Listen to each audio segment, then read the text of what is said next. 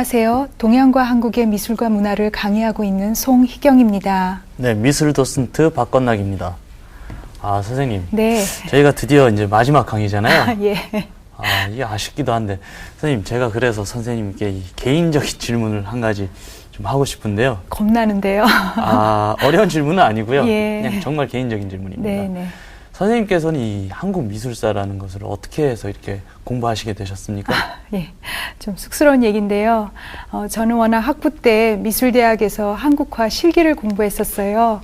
그러다가 대학교 4학년 때 한국미술사 교양 수업을 듣게 됐고 그 과제를 하기 위해서 우연히 박물관에 갔는데 그때 간 곳이 지금 성북동에 위치한 간송미술관이란 곳이었고 네. 거기서 김홍도의 마상청행도라는 그림을 보게 되었습니다. 한 선비가 말을 타고 가다가 뒤를 돌아서 나무에 앉은 새를 바라보는 장면인데 저답지 않게 그 그림을 보고 첫눈에 반하게 된 거죠. 예. 그 이미지가 굉장히 오랫동안 남았고 그때 받았던 설렘이나 감동들이 지금의 저를 만든 게 아닌가 그렇게 생각합니다. 네. 예. 아, 저도 선생님 말씀 듣고 보니까 네. 저도 그 마상청행도라는 그림이 네. 왠지 한번 보고 싶어지는데요. 네. 또 저도 또 반해서 또 그럴지도 모르잖아요. 예. 선생님, 저는 이 동양화를 보면 네. 사실은 뭐 이렇게 좀 어렵기도 하고 잘 모르겠기도 하고 그렇거든요. 예. 그 건락 씨만 그런 게 아니라 많은 분들이 그렇게 느끼시는 것 같아요. 그래서 오늘은 먼저 조선시대 회화를 설명드리기 전에 동양화 그리는 기법을 말씀드린 다음에 그 다음에 15세기부터 18세기의 그림을 간단하게 말씀드리도록 하겠습니다.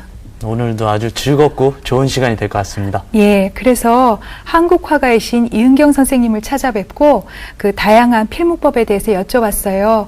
우리 화면으로 한번 만나보시죠.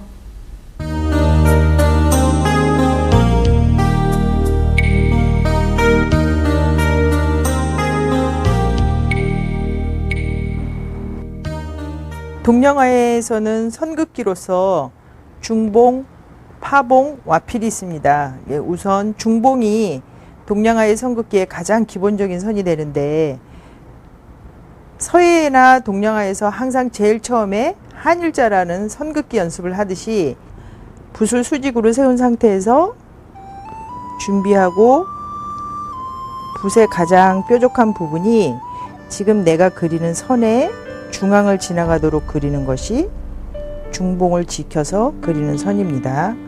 가로의 선을 이렇게 붓이 눕지 않도록 해서 그리고 뛸 때 붓을 세워서 이렇게 마무리를 합니다. 같은 방법으로 세로의 선을 그려볼게요. 역시 준비하고 붓을 눌러서 수직으로 세운 상태에서 붓 끝에 뾰족한 부분이 이 그리는 선의 중앙을 지나가도록 쭉 끝까지 내려 긋고 역시 붓을 세워서 띱니다. 중봉을 지켜서 원을 그려낼 수도 있죠. 시작하는 것은 역시 똑같고, 자, 원으로 돌아갈 때 손가락을 움직여서 붓을 좀 돌려가면서 중봉이 흐트러지지 않도록 선을 그려내는 겁니다. 이 즈음에서도 붓을 한번 돌려줘야 되겠죠.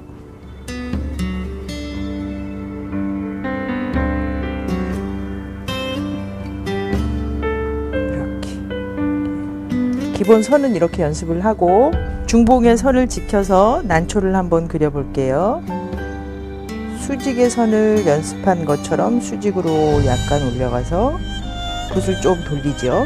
그 다음에 곡선과 직선의 상태를 겸용해 가면서 중봉을 지키면서 이렇게 그려냅니다. 꽃은 흐린 색목으로 이것도 작은 선들이지만 중봉이 다 지켜지는 선묘로 그리는 겁니다. 마지막 화심을 찍어서 완성이 됐습니다. 다음은 파봉에 관한 설명을 하겠는데 파봉은 붓을 거칠게 흐트려서 획이 여러 개로 갈라져 나오는 걸 뜻하거든요. 붓의 형태로 한번 만들어 볼게요. 사물을. 이것이 파봉을 이용한 선의 상태입니다. 와필은 붓의 필근까지 사용해서 그리는 방법이거든요. 붓을 전체를 다 사용해서 커다란 연잎의 형태를 이렇게 만들어 옵니다.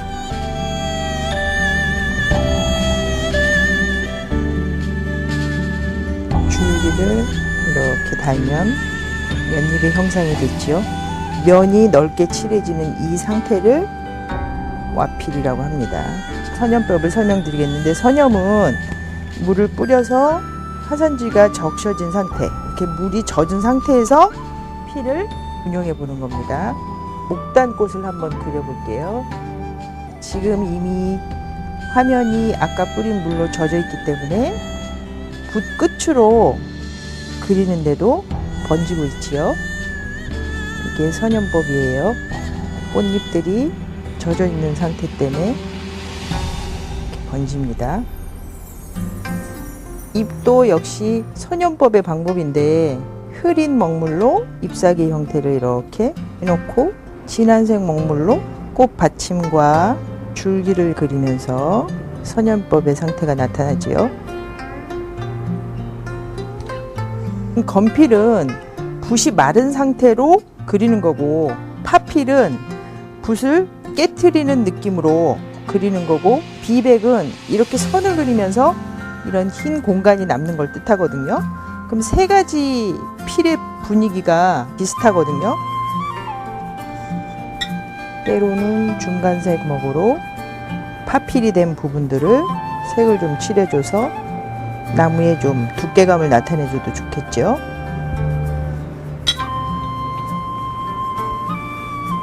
솔잎도 소나무의 그 덩어리감을 먼저 나타내고, 솔잎을 약간 진한색 먹물로 그려주면 되겠죠.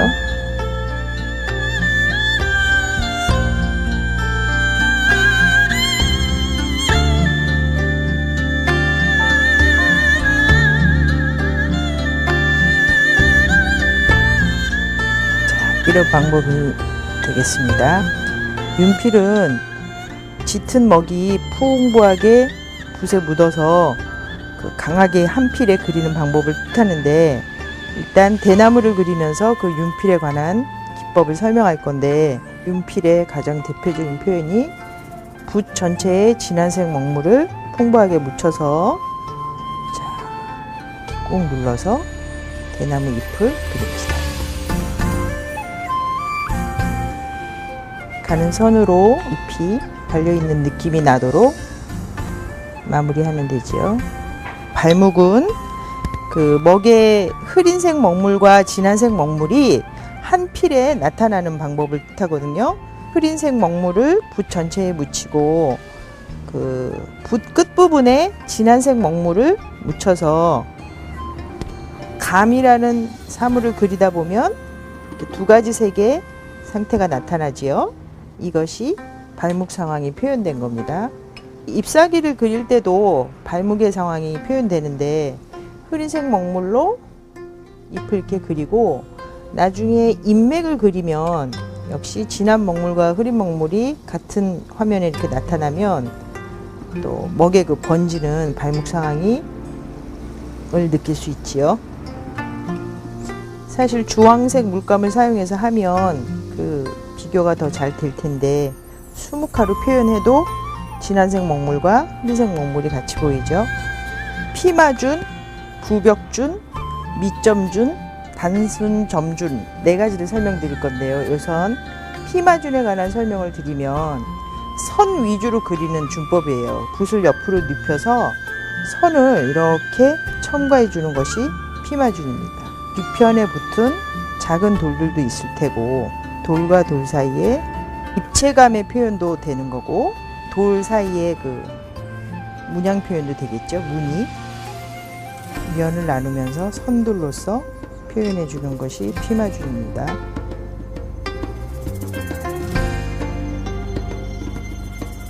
다음은 밑점준에 관한 설명을 하겠는데, 밑점이라는 게 미라는 것이 쌀미자를 뜻하기 때문에 피마준처럼 선묘로 돌을 그리긴 그리는데, 돌과 돌 사이에 입체감을 표현할 때 쌀의 모양을 닮은 점을 찍으면서 그리는 것이 밑점준입니다. 이게 돌에 붙어 있는 이끼 표현도 될 수 있을 테고, 멀리서 보이면 작은 그 식물이 자란 듯한 느낌도 표현될 수 있는 점묘가 들어갑니다. 부벽주는 선묘를 하되 점을 찍듯이 해서 이런 식으로 도끼가 바위를 내려친 듯한 모양의 형상을 갖는 것을 부벽준이라고 하거든요. 바위가 힘차고 그 절벽 표현을 하는 바위 표현할 때 이 부벽준을 많이 사용합니다.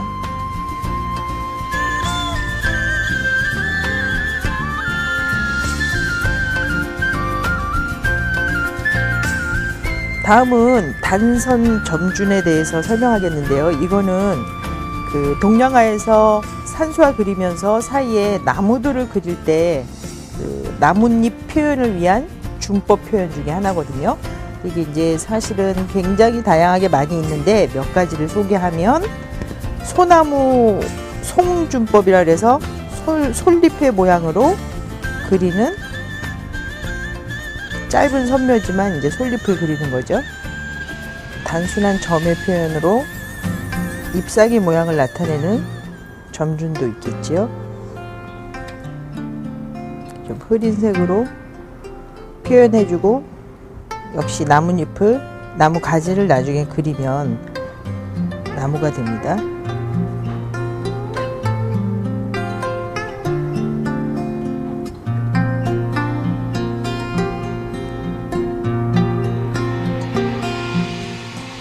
다음은 개자형으로 표현하는 점준이 있는데 이것은 멀리서 보면 대나무의 느낌 표현도 될 수 있을 테고 이렇게 길쭉한 점준을 표현해서 대나무 숲 표현 같은 걸 할 때도 쓰고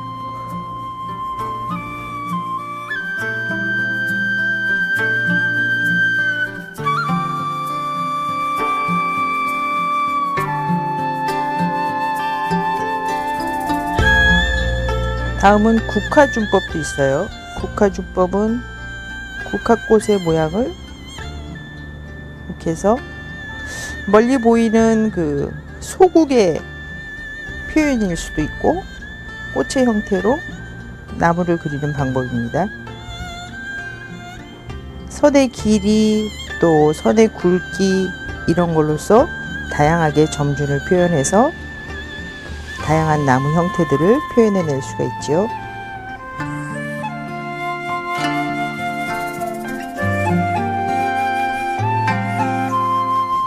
일단 비백과 갈필이 나타나도록 매화나무를 그립니다. 강한 먹과 희끗한 부분이 나오는 것이 비백 방법이 표현된 거고 가지 끝부분에는 주로 봉우리들이 이렇게 있고 나무의 굵은 부분 주위에는 꽃잎 5장의 만개한 꽃들이 위치합니다. 이 꽃을 그리는 라인도 중봉의 표현으로 수직으로 붓을 세워서 탄력 있게 꽃의 윤곽선을 그려낸 겁니다. 꽃술들을 그려서 이 꽃들을 가지에 연결해 줘야죠.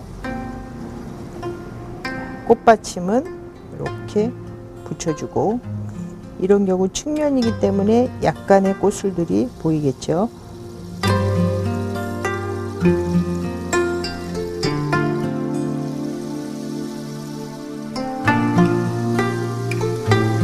자, 그 옆에 홍매를 한번 그려볼게요. 홍매의 표현에서는 꽃의 색깔에서 붉은색을 칠하는 건데 일단 나무 줄기는 이렇게 번지는 상황이 발목법이죠. 붉은색 물감을 준비해서 홍매를 그립니다. 아까 백매의 경우에는 선묘를 해놓고 꽃술을 그렸지만 홍매의 경우는 그저 점으로 꽃잎을 그립니다. 선묘가 아닌. 요 꽃의 형태를 그릴 때 젖어 있는 상태에서 이렇게 꽃술들을 그리는 방법으로서 선연법이 여기 표현될 수 있죠.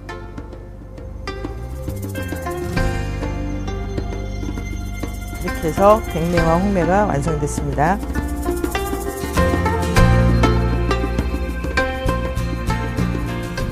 예, 그 동양화의 필목법을 알아봤으니까 지금부터는 본격적으로 작품을 말씀드릴게요. 맨 먼저 설명드릴 게 지금 보시는 안견의 몽유도원도입니다. 선생님. 네. 이게 그 유명한 그 몽유도원도 그 안평대군의 꿈을 그렸다는 그 그림이죠? 예, 맞습니다. 안평대군은 세종의 셋째 아들인데요. 그림과 글씨를 무척 좋아해서 많은 콜렉션도 가지고 있었죠. 이 사람이 1447년 음력 4월 17일에 네. 복숭아밭을 논이는 꿈을 꿔요. 네. 그런 다음에 그 다음날 바로 안견에게 부탁을 해서 그림을 그리게 하고 안견은 4월 20일 날 이 그림을 완성을 하게 됩니다. 네. 네. 선생님, 그 4월 17일 날 네. 처음에 이제 그림을 부탁을 하고 네. 4월 20일 날 완성을 했으면 그 사흘 만에 그림을 그렸다는 이야기네요. 예, 맞습니다. 안평대군은 안견의 그림을 보고 너무 기뻐서 바로 스스로 제목을 자기가 친필로 썼고요. 네. 그 다음에 여러 학자들에게 시를 부탁해서 긴 두루마리로 저렇게 엮었지요. 네. 선생님, 그런데 왜 안평대군이 하필이면 이 복숭아밭을 누리는 꿈을 꾸었을까요? 예, 여러 가지 의미가 있을 것 같은데요. 그것은 그 도원, 즉 무릉도원이라는 단어로 설명이 될 것 같아요. 그 동양문화권에서 무릉도원은 어떤 이상향을 설명을 하는데 이는 중국의 문학 작가인 그 도연명의 도화원기에 근거한 것입니다. 그 내용을 잠깐 말씀을 드리면 전쟁을 겪고 있는 한 어부가 고기잡이를 하러 강에 갔는데 갑자기 길을 잃어버리고 그 전에 보지 못했던 복숭아밭과 그 다음에 동굴을 만나게 된대요. 네네. 그래서 그 동굴 밖을 빠져나가 보니까 너무나 평화로운 농촌이 펼쳐져 있었던 거죠. 예, 그래서 그 농촌에서 농부들과 얘기를 하다가 그들이 과거 중국이 태평성대를 누렸던 시대의 사람들이라는 걸 알게 된 겁니다. 네네. 그러면서 그 농부들이 신신당부하기를 우리의 이 평화가 깨지는 걸 원치 않으니까 어부가 바깥 세상에 가서도 여기 얘기를 하지 말아달라고 부탁을 했대요. 하지만 그 어부는 그렇게 하겠다고 약속은 했지만 나올 때 복숭아 가지를 꺾어서 길을 표시하면서 나왔고 오자마자 마을 사람들을 데리고 갑니다. 예. 결국 그 어부께서 약속을 지키시지 않으셨네요. 네, 그렇죠. 그래서 그 마을 사람들을 데리고 갔는데 결국 그 복숭아밭과 동굴은 찾을 수가 없었대요. 이는 아마 도연명이 살았던 그 시기가 중국의 굉장한 혼란기였기 때문에 도연명 자신이 이런 이상향에서 머물고 싶은 마음이 이런 문학작품을 쓰게 한 것 같고요. 이것이 좋은 소재가 돼서 화가들이 계속 그림을 그리게 됩니다. 네. 그럼 선생님, 이 몽유도원도 안에 네. 이런 이야기가 이렇게 다 표현이 되어 있는 건가요? 예, 그림을 보시면서 설명드릴게요. 보시면 안견은 다른 도원 그림과는 달리 인물을 그리진 않았어요. 근데 왼쪽 밑에서부터 그림이 진행이 되는데요. 거기에는 나지막한 조선의 산천이 있고요. 금방 바로 무슨 중국 무협 영화에서 나올 것 같은 기암절벽이 있지요. 그리고 쭉 진행을 하다가 오른쪽에 복숭아밭을 부감의 시법으로 해서 시점으로 해서 강조를 한 걸 볼 수가 있습니다. 네. 선생님, 사람들이 이래서 몽유도원도를 이렇게 유명한 작품이라고 알고 있는 건가요? 예, 그 몽유도원도는 지금까지 남아있는 15세기 작품 중에서 누가 언제 왜 그렸는지 유일하게 밝혀진 그림이에요. 그 이유는 전쟁을 겪으면서 우리나라가 그림을 많이 잃어버렸기 때문이죠. 선생님, 이 전쟁 중에 이렇게 많은 그림을 잃어버렸다니 정말 안타까운 일인데요. 네. 선생님. 네. 그러면 이번엔 16세기 그림도 좀 알려주십시오. 예, 바로 이 그림을 보여드릴게요. 보시면 그 나무 한 그루 밑에 어미 개와 3마리의 강아지가 아주 즐거운 한때를 보내고 있는 그림인데요. 네. 이암이라는 사람이 그렸어요. 근데 이암은 왕족 출신임에도 불구하고 이렇게 동물 그림을 잘 그렸는데 가만 보시면 누렁이, 흰둥이, 검둥이 3 강아지가 있고요. 각각 누렁이는 엄마 등에서 자고 있고 그 다음에 흰둥이와 검둥이는 어미젖을 차지하려고 서로 싸우는 모습이죠. 선생님, 강아지들이 굉장히 귀여운데요. 네. 저희 어떻게 엄마 품으로 막 들어가려고 3마리들이 예. 그런 것 같아요. 예. 그런데 이암이란 분은 정말 이 강아지들을 좋아했던 것 같아요. 네. 그래서 실제로 이렇게 존재했던 개들 같아요. 왜냐하면 이게 너무 이렇게 잘 자세히 묘사가 된 것 같아서요. 예, 그렇죠. 키우시던 강아지 아닐까 이런 생각도 드는데. 그거를 증명할 수 있는 것이 이렇게 강아지 그림만 따로 그리기도 했어요. 아, 여기- 이 강아지들이 아까 거기 예. 있던 애기 강아지들. 예, 맞습니다. 어미개는 없고요. 아까 엄마 등에서 자고 있었던 누렁이는 여기서도 느긋하게 낮잠을 자고 있고, 악착같이 어미젖을 차지하려고 했던 흰둥이는 네네. 여기서도 방앗개비나 뭐 그런 걸 물면서 아주 재미있게 장난을 치고 있죠. 아. 예. 그럼 아까 이 작품이 16세기 그림이라고 하셨잖아요. 네. 17세기에는 또 어떤 화가의 그림이? 이 그림 한번 보시겠어요? 설명드리려고 하는데 많이 보셨던 이 거죠? 그림 제가 잘 알고 있습니다. 많이 봤습니다. 예. 근처 식당가와 그리고 제가 아는 중국집 뭐 이런 벽에도 비슷한 그림들이 붙어 있는데 혹시 달마도 아닙니까? 맞습니다. 김명국의 달마도인데요. 네. 김명국은 17세기 도화서 화원이었고요. 굉장히 다양한 그림을 많이 그렸던 사람입니다.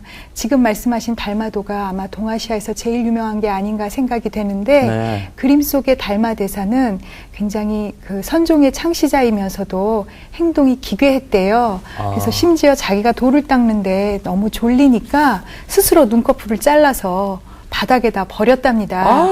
예, 근데 거기에서 싹이 나와서 더 신기한 일화를 남기고 있지요. 아, 선생님, 그럼 저 이렇게 눈이 이렇게 크고 이렇게 둥그렇게 표현이 된 게 네. 그런 일화가 근거가 된 돼서 거죠. 이렇게 예.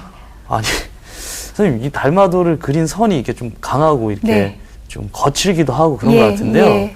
어떻게 보면 좀 남성답기도 하고 혹시 그 화가분이 이렇게 술도 좋아하시고 그러셨을까요? 어떻게 하셨어요?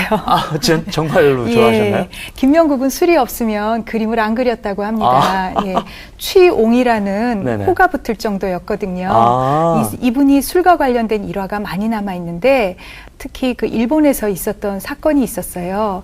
이분이 통신사 수행화원으로 뽑혀서 일본에 2번 가셨는데 그곳에서도 굉장히 인기가 좋으셨다고 합니다. 네. 그래서 이분만 오시면 일본 사람들이 술 한 동이와 그 당시에 유행했던 금사발즙을 같이 내왔대요. 네. 일본에서 그렇게 금가루 그림이 유행을 했었거든요. 네네.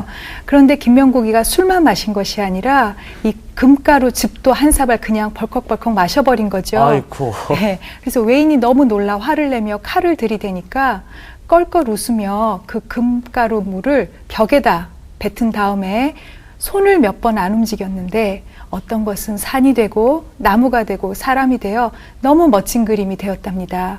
이를 보고 외인이 감사의 뜻을 표했다는 그러한 일화가 남아 있습니다.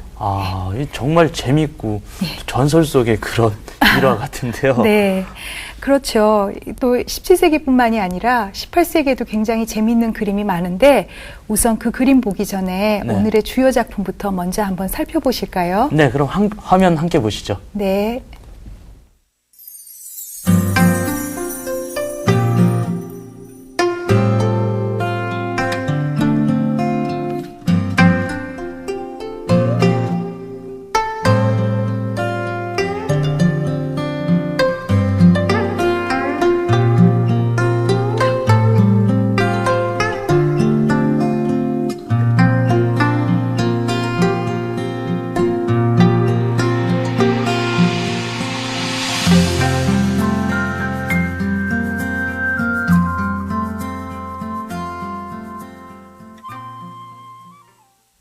네.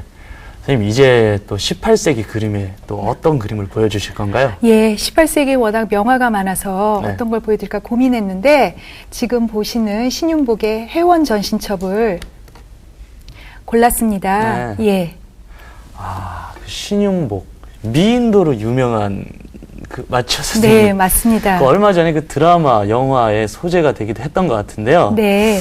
근데 네네. 그 드라마나 영화에서는 이 신윤복을 여자로 묘사했잖아요. 그렇죠. 예, 분명히 남자고요. 아. 당시에는 그 저작거리를 떠돌아다니면서 그림을 그려주던 무명화가였던 것 같아요. 네. 그런데 일제시대 때 일본 사람들이 이 사람의 이런 채색화를 좋아하다 보니까 발굴을 해서 많은 사람들에게 공개를 한 게 지금의 유명세를 타게 된 계기가 아닌가 그렇게 생각됩니다. 네. 네. 선생님, 저기 그림을 보니까 네. 저기 무당이신가요? 네, 네. 그 밑에 저기 2명의 여인이 칼춤을 추고 있고 예. 그 밑에 연주하고 있고요. 예. 사실 저도 그 공연을 하면서 예. 칼춤을 몇 번 이렇게 쳐본 적이 있거든요. 아, 그러셨어요? 네, 그래서 그런지 저 그림이 예. 여기 이렇게 가슴 속에 쏙 들어오는 것 같은데요. 예. 그 공연을 하셨던 배우여서 네. 저런 그림이 금방 눈에 들어오시는 것 같아요. 네, 재밌는 것 같습니다. 예, 맞습니다. 그 야외 장면인데요. 공연이 야외에서 벌어지는 장면인데 말씀하신 대로 화면에 가운데에 원색 화려한 옷을 입은 기녀들이 칼춤을 추고 있고 네. 밑에는 악단이 있고 왼쪽에 양반과 기녀들이 앉아 있지요. 이들이 이 모임의 그 후원자로 생각이 됩니다. 네. 예, 이렇듯 해원 전신첩에는 그 당시에 유흥 장면이 많이 남아 있는데요. 다른 그림 한번 보실까요? 예, 이 그림은 어떠세요? 아, 이 그림은 술집 장면 같은데. 예, 저기 맞습니다. 주모가 이렇게 술을 이렇게 퍼주고 있는 그런 장면 아닌가요? 예, 이 그림은 그 당시의 육악의 풍경을 제일 잘 전해주는 그림 같아요. 제목이 왼쪽에 쓰여 있는데 말 그대로 주막에서 술잔을 들다라를 의미합니다. 주모는 지금 부뚜막에 앉아서 술을 데피고 있고요. 그 왼편에는 중놈이가 서서 모인 사람들을 이렇게 멀끄러미 쳐다보고 있지요. 선생님, 그런데 네. 저기 이 그림 속에 이 등장하는 몇몇 인물들의 이 복장이 좀 특이한 것 같은데요. 예. 설명을 좀 해주시겠어요? 예, 특히 저 가운데 붉은색 옷을 입은 분이 굉장히 눈에 띄시죠? 네네. 이 사람이 그 당시 유흥업계의 대부인 대전별감이라고 합니다. 네. 임금님의 심부름을 하시는 분이었고요. 그 다음에 오른쪽에 서 계신 사람도 굉장히 복장이 특이한데 이분은 의금부의 나장, 즉 말단 관리였다고 해요. 의금부 또한 왕명을 받아서 죄인을 문초하는 곳이니까 네. 대전별관과 마찬가지로 그다지 벼슬은 높지 않지만 왕명을 받들기 때문에 나름 권세가 있었다고 하죠. 아. 예. 그래서 지금 보시는 이 육악의 풍경은 그렇게 뭐 지체 높은 양반이 들어들었던 곳 같지는 않고요. 네네. 돈을 많이 번 장사치나 안 그러면 하급 관리들의 놀이터가 아니었나 그렇게 생각됩니다. 네. 네. 선생님, 이렇게 해원 전신첩을 보니까요. 그 네. 당시 사람들이 이렇게 뭘 하고 놀고 유흥을 즐겼는지 예. 뭐 알 수 있는 것 같은데요. 네. 공연을 보거나 이렇게 술집에서 술을 마시거나. 예. 또 마지막으로 뱃놀이 장면 한번 보여드릴게요. 네. 예. 지금 이 뱃놀이 장면을 보시면 기녀가 3명이 있고요. 네. 그 다음에 양반이 3분이 계십니다. 네네. 뭐 배를 젓는 사람도 있고 그 다음에 피리를 부는 사람도 있지만 기본적인 구성은 그런데 두 쌍은 보시면 서로 귓속말을 하거나 물장구를 치거나 즐거운 한때를 보내고 있는데 유독 저기 지금 뻘쭘히 서 계신 분이 한 분 계시죠? 그러네요. 보이세요? 네네. 예. 아, 저분, 이렇게 둘은 이렇게 쌍쌍이 있고. 예. 저분은 뭔가 이렇게 그윽하게 이렇게 저 여자분을 향해서 쳐다보는데, 예. 기녀는 이렇게 퉁소를 불면서요. 예. 이렇게 외면을 한다고 그래야 되나? 네. 딴 것을 바라보고 있고. 예. 이렇게 쫙 쳐다보고 있고 그런데요. 예. 이게 왜 적극적으로 저분은 이렇게 놀지 못하는 건지 무슨 이유라도 있나요? 글쎄요, 기록으로 남아있는 건 없고 네네. 그림 안에서 찾아야 되는데 아마 힌트는 저 양반이 허리에 메고 있는 하얀색 띠가 아닐까 생각을 합니다. 아, 예, 보통 하얀 띠는 네. 상중일 때만 매는 거래요. 네네. 그래서 부모님이 지금 돌아가신 게 아닐까. 아. 그랬음에도 불구하고 뱃놀이를 나온 게 아닐까 그렇게 생각이 됩니다. 아유, 저분은 왜 나오셨을까? 나오시지 마시지 그냥 마음 편하게. 굉장히 마음이 불편했을 것 같은데요. 네. 상중인데도 뱃놀이에 나오시고 네. 막상 제대로 놀지도 못하고. 예, 맞습니다. 회원 전신첩은 이렇게까지 그 당시 양반들과 이 중인들의 유흥을 그대로 보여주는 기록화네요, 기록화. 예, 맞습니다. 이렇게 18세기에 있는 재미있는 기록화가 많은데요. 다른 작품, 이번엔 좀 분위기를 바꿔서 점잖은 작품을 보여드릴게요. 분위기가 사뭇 다른데요. 예, 바로 기사개첩인데요. 네. 그 조선시대가 되면 정이품 이상의 벼슬아치를 하신 분들이 70세 이상까지 장수를 누리시면 기로소의 회원이 되셨어요. 아. 예, 그 지금으로 따지면 뭐 로얄 클럽 같은 거죠. 네네. 근데 왕께서는 환갑 전후해서 저 기로소에 들어가십니다. 조선시대 통틀어서 한 4분 정도 기로소에 들어가셨다고 하는데 1719년에 숙종이 59세 되던 해에 이 기로소의 회원이 됩니다. 네. 그러니까 굉장히 축하할 일이잖아요. 그래서 이 행사를 기념하기 위해서 글과 그림으로 기록을 남긴 것이 지금 보시는 기사개첩이고요. 네. 지금 저 화면에 등장하시는 두 분은 당시 그 기로소에 속해 계셨던 당상들입니다. 아무래도 70세가 넘어서 저 발문에 80세까지도 쓰여 있는데 그러다 보니까 저렇게 백발이 성성한 노인의 모습으로 표현이 되었습니다. 네. 네. 선생님, 이 우리나라 사람들도 네. 이 행사 장면을 이렇게 그려놓기를 좋아했던 것 같습니다. 예. 그럼 이런 초상화 말고는 또 어떤 그림이 있나요? 그날 있었던 행사 모두를 다 그렸어요. 그렸는데 오늘은 그 마지막 뒤풀이 공연인 기사사연도를 설명드릴게요. 보시면 이거는 이제 사가로 돌아와서 벌어지는 뒤풀이 장면이라서 다른 앞에 기록화보다 좀 더 자유스럽게 표현이 됐는데 저 대청마루 위에 지금 왼쪽에 6분, 오른쪽에 4분의 노인이 앉아 계세요. 워낙은 11분이셔야 되는데 한 분 그날 몸이 불편해서 못 오셔서 지금 10분만 그렸고요. 네. 그리고 보시면은 오른편에 위에서 3번째 분은 누가 뒤에서 이렇게 등을 부축하고 있어요. 아이쿠, 술이 취하셨구나. 맞아요. 약주가 아유. 너무 과하셔서 지금 부축을 하고 있는 장면이고요. 그리고 지금 뒷면을 보이시는 분들은 이분들의 자제로 보여집니다. 아. 야, 이 마당에는 이렇게 춤이 한바탕 촥 벌어졌고요. 예. 이 담벼락엔 구경꾼들도 있고, 예. 뭐 정말 여러 이 군상들의 모습이 있는 것 같아요. 저기 혹시 거지 같은 분들도 계시고 그런가요? 맞습니다. 우선 그 공연 춤부터 보시면 네네. 바로 처형무입니다. 처형무가 지금 벌어지고 있고요. 아무래도 사가에서 벌어지는 공연이다 보니까 마을 사람들 워낙 구경하기 좋아하잖아요. 네. 했는데 그날 거린도 자기 신분의 그 모든 것을 잃어버리고 이 흥겨움에 동참을 했다고 해요. 네. 그것까지 이렇게 다 기록으로 남긴 셈이지요. 아. 네. 결국 이 기사 개첩의 이 네. 왕과 관련된 행사를 네. 그린 기록화인 셈이네요. 네, 맞습니다.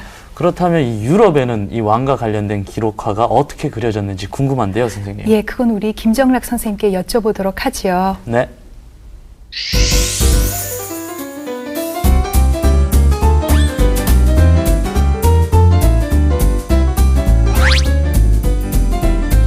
네, 안녕하세요. 김정락입니다. 오늘은 서양의 궁중회화에 대해서 알아보기로 하겠습니다. 이 궁중회화는 궁정미술이라는 큰 맥락의 한 분분이라고 볼 수가 있겠는데요. 이 한국 고미술사에서 궁중회화는 조선시대에 본격적으로 나타난 것으로 알려져 있습니다. 바로 이제 화원이라는 것이 등장하면서 제도적으로 국가가 화가들을 이렇게 길러내고 또 이 궁정에 필요한 예술품들을 생산케 하는 것이 이제 화원이었는데요. 이 서양에서도 이러한 기능을 가지고 있는 제도가 있었습니다. 하지만 이런 제도가 이제 나타나는 것이 17세기 경쯤이라고 볼 수 있겠는데요.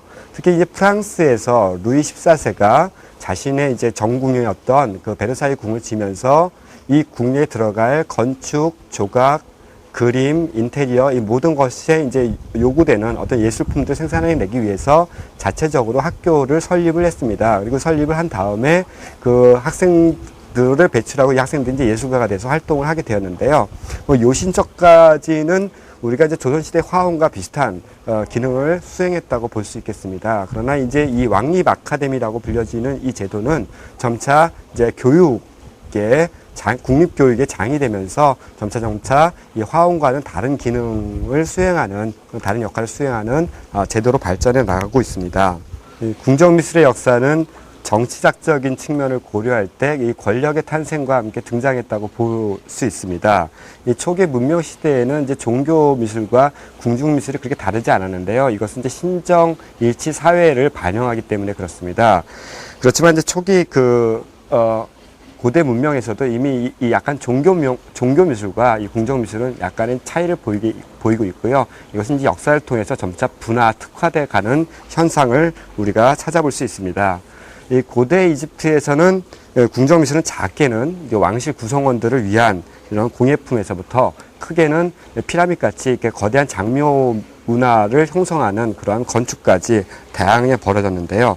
그러니까 이러한 궁정 미술의 규모나 혹은 질적인 우위는 이 정치적인 권력이나 국가의 경제성 뭐 이런 것들이 뒤에 뒷받침하고 있기 때문에 그렇다고 볼 수 있습니다. 이 궁정미술의 전성기는 우리가 고대 로마 시대와 르네상스 이후 세속 권력이 강화하던 시기로 나누어서 찾아볼 수 있는데요. 이 시기의 궁정미술을 대표하는 것은 무엇보다도 초상화와 역사화라고 할 수 있습니다. 이것은 궁정회화에서 필수 불가결한 부분이었는데요.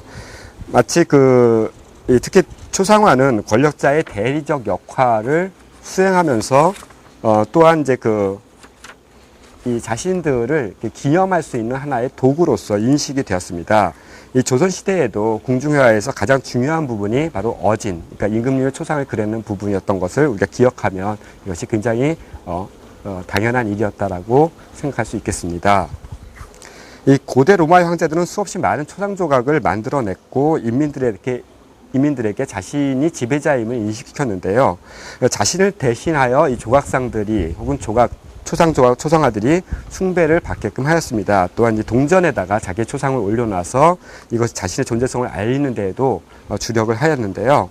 이러한 형식은 이제 의미를 띄었고 이 측면 초상은 권력자들만을 표현하는 초상화의 한 방식으로 이해가 되었습니다.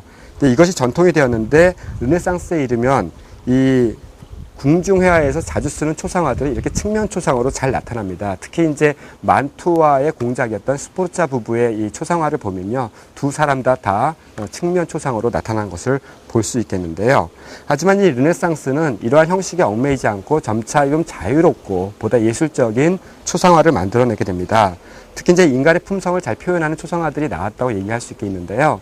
그 티치아노라는 화가가 그린 그 카를로스 5세 황제의 초상화를 본다든지, 아니면 조바니 멜린이라는 사람이 그린 이 당시 그 베네치아의 총독 로레단의 초상화를 보면 이 초상화는 이제 이전에 어떤 형식적인 초상을 넘어서서 훨씬 더 부드럽고 인간적인 초상화로 나아간 것을 볼 수 있겠는데요. 그렇지만 이러한 초상화들도 역시 마찬가지로 이 궁정회화의 중요한 부분을 담당하고 있었던 것이라고 할 수 있겠습니다.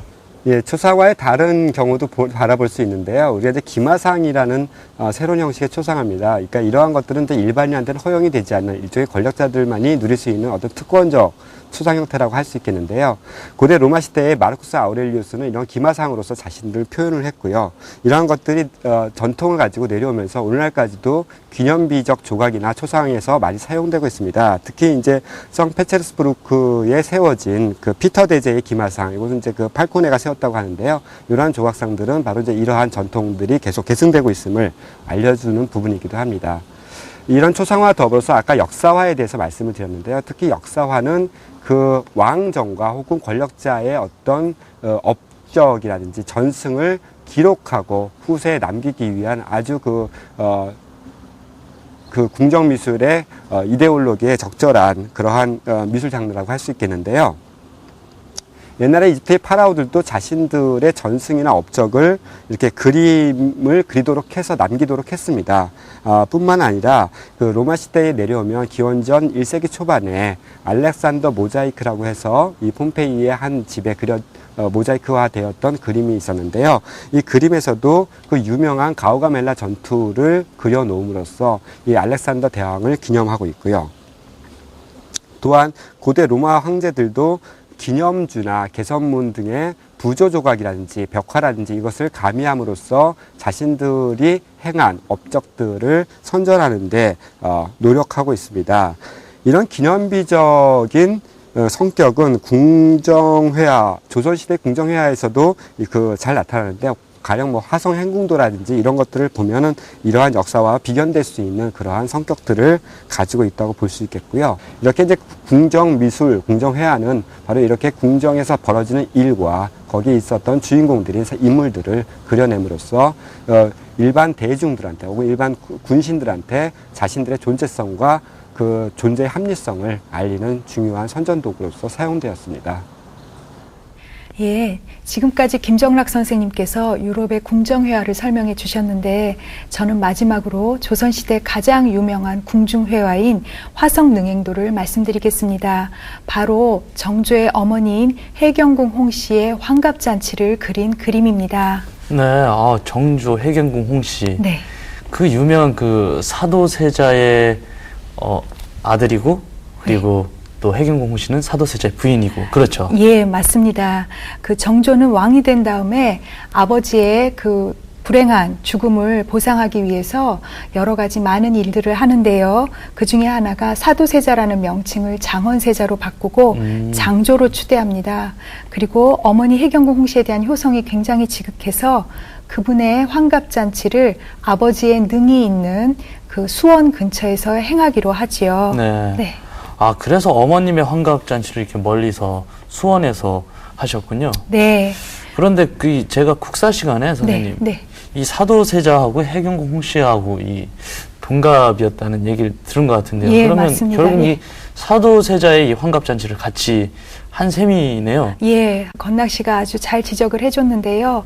정조는 8일 동안 어머님을 모시고 사도세자에 능해서 그 전배를 마친 다음에 수원, 즉 화성으로 행군을 해서 진찬이의 환갑잔치를 열게 됩니다.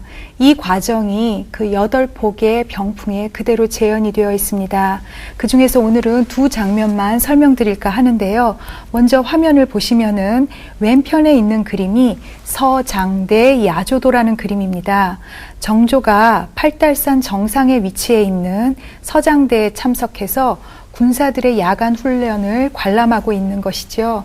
다른 그림과 다른 점이 있다면 그 수원, 화성의 위험을 드러내고자 그 둥근 성곽을 다 화면 안에 넣었고요. 밤을 표현하기 위해서 곳곳에 횃불을 배치해 놓았습니다. 그 다음에 오른편에 있는 그림이 환어 행렬도인데요. 이 장면은 화성에서 모든 행사를 마치고 창덕궁에 돌아오는 길에 잠시 시흥에 머물기 위해서 들어가는 장면입니다. 가운데 정조의 엄화가 있고 해경궁 홍씨의 가마도 보입니다. 아까 그 김정락 선생님께서 말씀해 주셨던 네. 그 유럽의 궁정 미술과 비교해도 이 손색이 없는 것 같은데요. 네네. 아, 정말 멋진 작품입니다. 예. 선생님, 그 오늘 배운 것들을 간략하게 정리 좀 해주시겠습니까? 예, 오늘은 그 동양회화의 여러 기법을 먼저 말씀드렸고, 그 다음에 조선시대 회화를 시대에 따라서 한두 작품씩 간략하게 설명을 드렸습니다. 특히 마지막에 보여드린 화성능행도는 정조의 효성심과 조선 후기 왕조의 권위, 위엄을 그대로 표현해주는 궁중회화의 걸작이라고 할 수 있을 것입니다. 네. 선생님, 전체 이 오늘까지 네. 이 동양과 한국의 미술과 이 문화를 모두 강의를 해주셨는데요. 아, 너무 감사합니다, 선생님. 아니에요. 건낙 씨가 질문도 많이 해주고 조언도 많이 해주셔서 제가 얼마나 든든했는지 몰라요. 덕분에 즐겁게 강의를 할 수 있었던 것 같은데 제가 오히려 건낙 씨에게 어땠는지 소감을 여쭙고 싶어요. 저는 이 막상 이 미술 감상과 이해라고 하니까 네. 사실 굉장히 어렵게 느껴졌었고요, 처음에. 네. 긴장도 많이 했었는데, 선생님께서 이렇게, 알기 쉽게, 이해되기 쉽게 설명을 잘 해주시고, 또 재밌게 강의를 해주셔서요. 예. 참 정말 즐겁게 할 수 있었던 것 같습니다. 예. 그리고 이제는 어렵게 느껴진다기보다, 이 작은 관심이 이렇게 공부를 할 수 있게 연결이 된다라는 생각이 들더라고요. 예. 그래서 앞으로도 이 작은 관심의 끈을 놓지 않고 네. 조금씩 알아보고 느껴보고 공부하도록 하겠습니다. 예. 그래 저도 그 김정락, 김진아 선생님께서 앞에서 두 분이 너무 재밌게 해주셔서 어떤 작품을 어떻게 설명드려야 이렇게 보시는 분들이 재미있게 쉽게 느낄 수 있을까 굉장히 고민을 많이 했어요. 근데 제가 할 수 있는 부분은 여기까지였던 것 같고요. 이제 이 수업을 들으신 분들이 직접 박물관에 가셔서 유물을 보시면 아는 만큼 보인다고 눈에 들어오실 것이고, 그리고 그 진열장 너머에 있는 몇백 년 전의 유물이 단지 과거의 것이 아니라 지금의 나의 모습이고 우리의 모습이라는 것을 다시 한번 느끼실 수 있을 겁니다. 예, 건낙 씨도 저와 했던 이 시간들이 좋은 추억으로 남았으면 좋겠고요. 그리고 또 공연을 하시는 배우시니까 네. 연기에도 많은 도움이 됐으면 정말 좋겠어요. 감사했습니다. 네. 예. 선생님, 좋은 추억이라뇨. 현재 진행형으로 계속 생각하고 있습니다. 네. 이제 강의는 끝났지만 저를 이제 박물관에 좀 데리고 가주셔야죠, 선생님. 예, 꼭 같이 가시는 거죠? 네, 그럼요. 네, 약속하신 거예요? 네, 꼭 데려가 주십시오. 예, 알겠습니다. 이상으로 그 미술의 이해와 감상 모든 수업을 마무리하려고 합니다. 지금까지 시청해주신 모든 분들께 진심으로 감사드립니다. 네, 저희는 여기서 아쉬운 작별 인사를 드리겠습니다. 안녕히 계십시오. 안녕히 계세요.